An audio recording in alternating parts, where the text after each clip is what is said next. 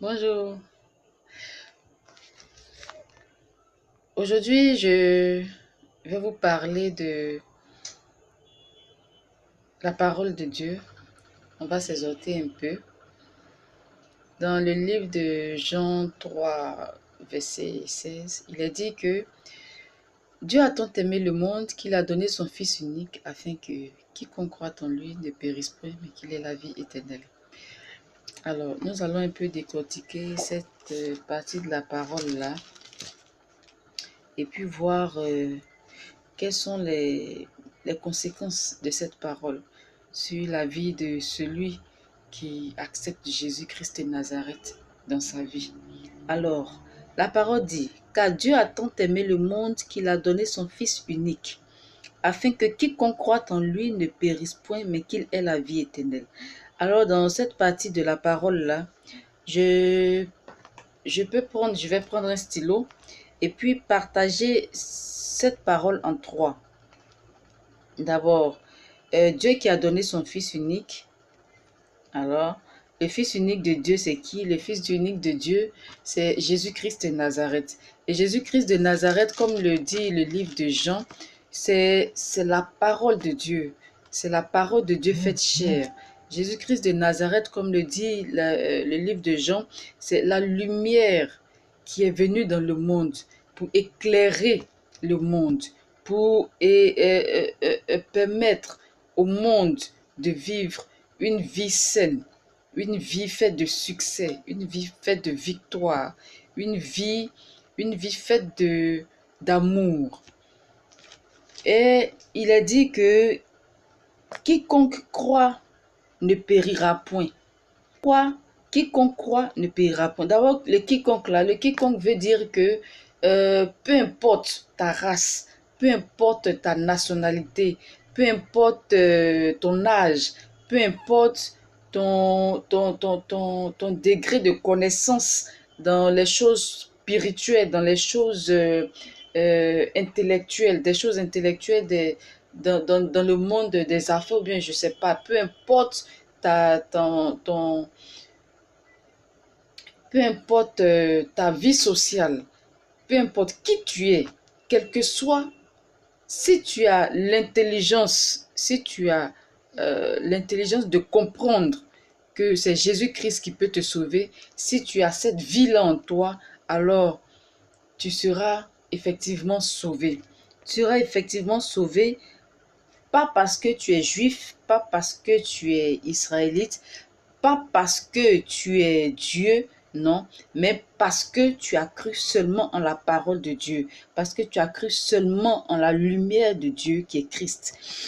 Et en croyant en cet enfant de Dieu-là, ce Fils unique de Dieu, tu donnes à ta vie un autre sens.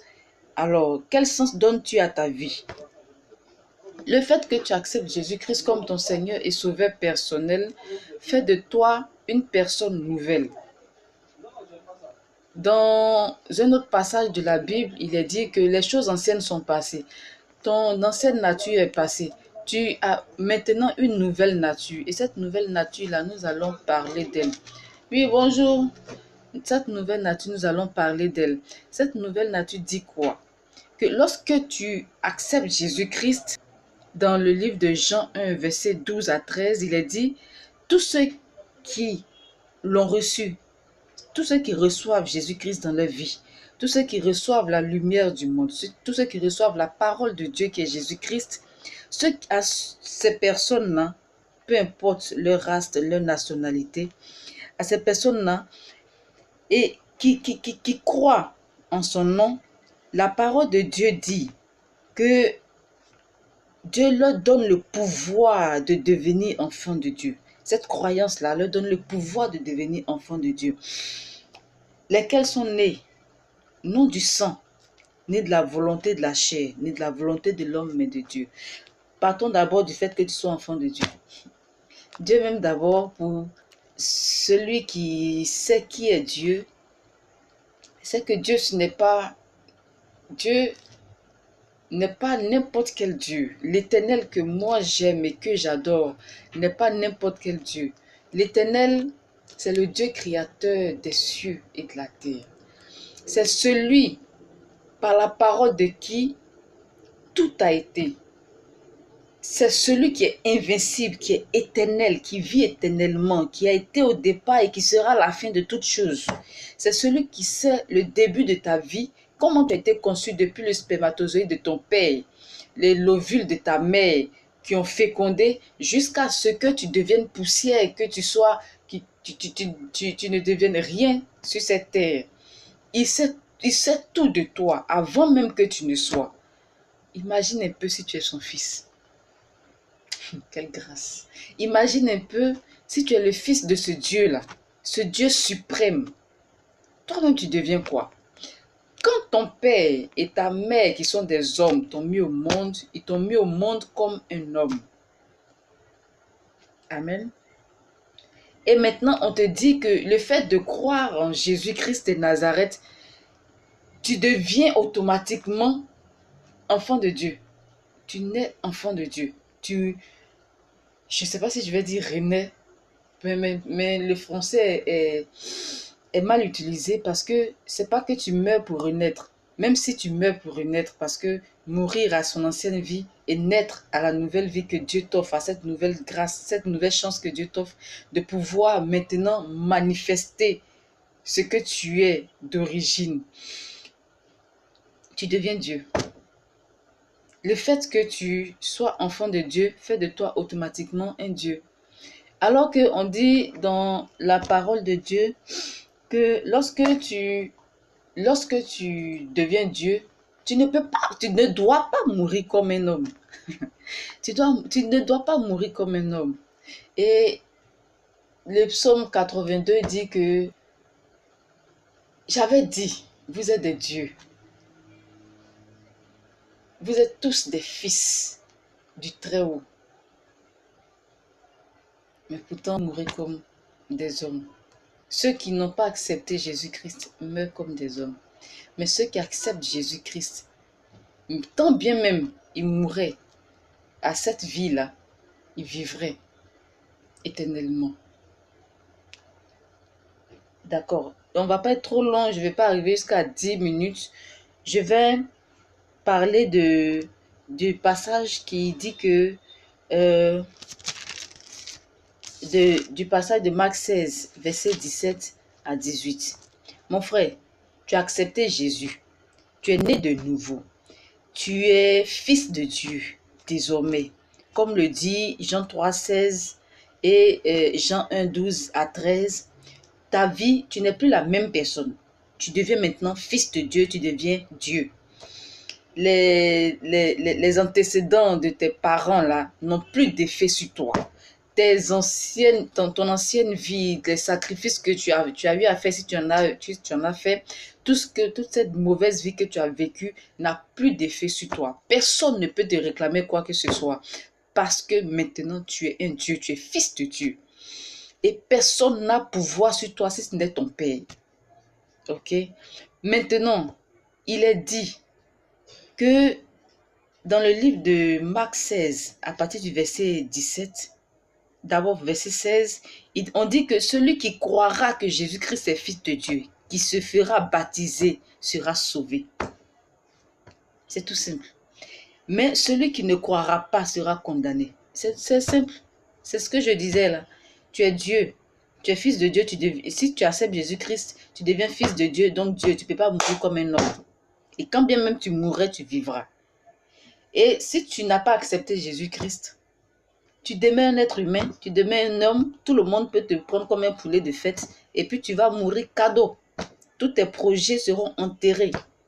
Ils auront pouvoir sur toi parce que tu es de leur. Tu es de leur sang.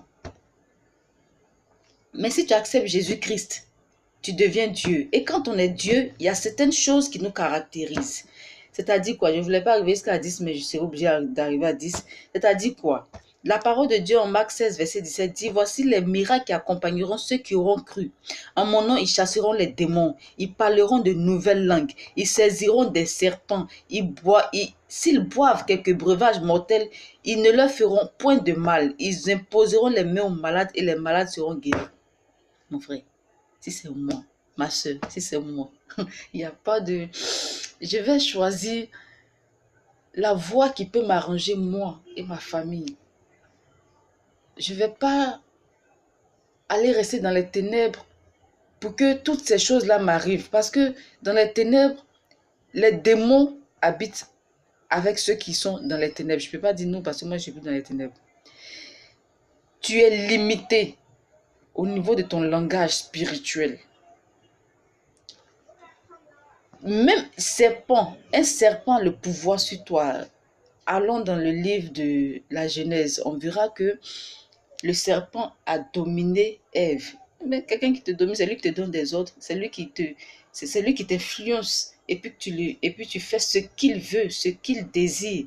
Alors, tu vas saisir serpent à l'heure de l'internet là, mais tu vas mourir. Et seulement, il va te piquer. Le serpent il te mordra et tu mourras de son venin. Voilà. Et on constate de nos jours des jeunes qui meurent parce qu'ils sont allés dans un maquis avec des amis. Ils sont allés au village dans une assemblée. On leur a proposé de la boisson et cette boisson-là a été empoisonnée. Ils meurent par empoisonnement. La parole de Dieu dit, une fois que tu as cru en Jésus-Christ de Nazareth, il t'a donné le pouvoir de devenir enfant de Dieu. Et à un enfant de Dieu, rien ne peut arriver. Il va boire un breuvage mortel. Il va boire quelque chose d'empoisonné. Il va boire quelque chose qui est censé le tuer, est censé tuer l'être humain. L'homme qui est fait de chair et de sang. Mais à lui, cela n'arrivera pas. Pourquoi? Parce que en croyant en Jésus-Christ, il a le pouvoir de devenir Dieu. C'est fort, hein? Ils imposeront les mains aux malades. Eh, mon frère, toi, tu as quelle puissance? Toi, tu as quoi?